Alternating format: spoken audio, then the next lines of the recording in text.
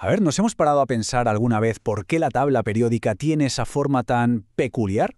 Bueno, pues hoy vamos a meternos de lleno en las reglas cuánticas que le dan forma a cada átomo del universo. Y la respuesta, ya lo adelanto, es bastante más rara de lo que parece. Es que si lo pensamos sería lo más lógico, ¿no? Pero la realidad, como casi siempre, es mucho más interesante.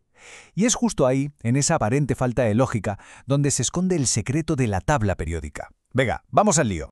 Lo primero es lo primero. Hay que olvidarse de la idea del átomo como un sistema solar en miniatura. Nada de eso. Mejor imaginemos una especie de nube de probabilidades. Y dentro de esa nube hay unas zonas donde es súper probable encontrar a los electrones.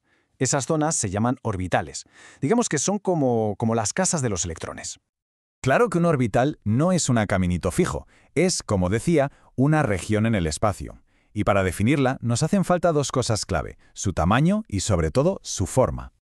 La forma más básica de todas es la del orbital S. Es una esfera perfecta, sin más.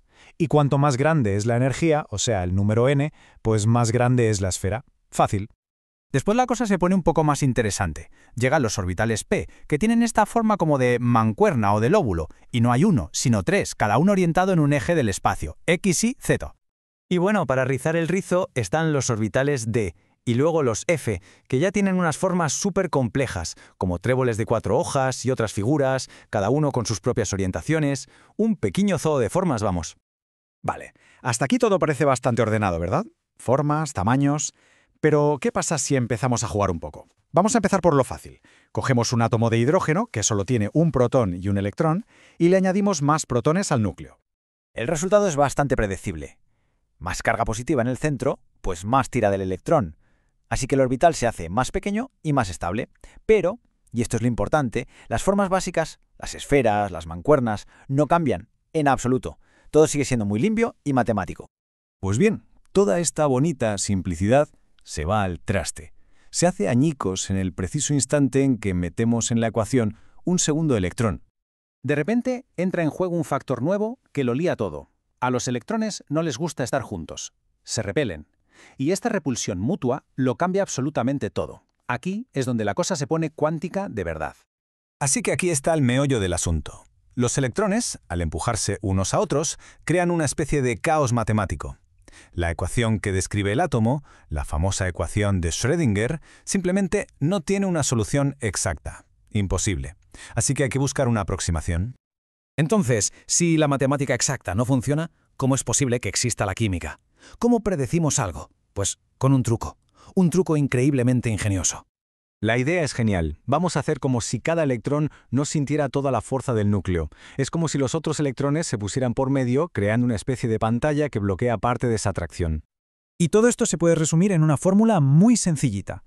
La carga que de verdad siente el electrón, que llamamos Z estrella, es la carga real del núcleo, Z, menos un valor S, que es, bueno, lo que apantallan los demás. La pregunta del millón es, ¿y cómo calculamos ese factor de apantallamiento S?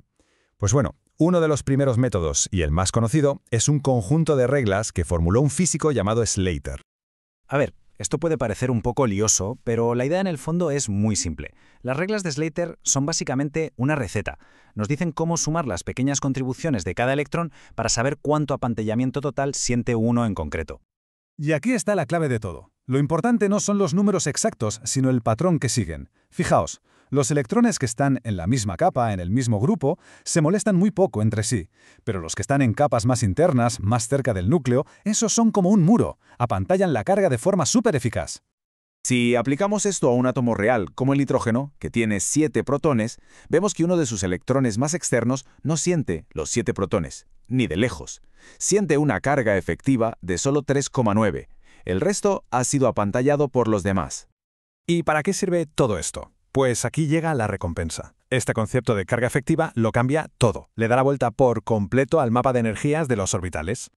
Y esta es la gran revelación. En el átomo de hidrógeno, tan simple, los orbitales 2s y 2p tienen la misma energía. Hay un empate, pero en cuanto metemos más electrones y aparece el apantallamiento, se rompe el empate. El orbital s de repente tiene menos energía, es más estable, que el orbital p de la misma capa.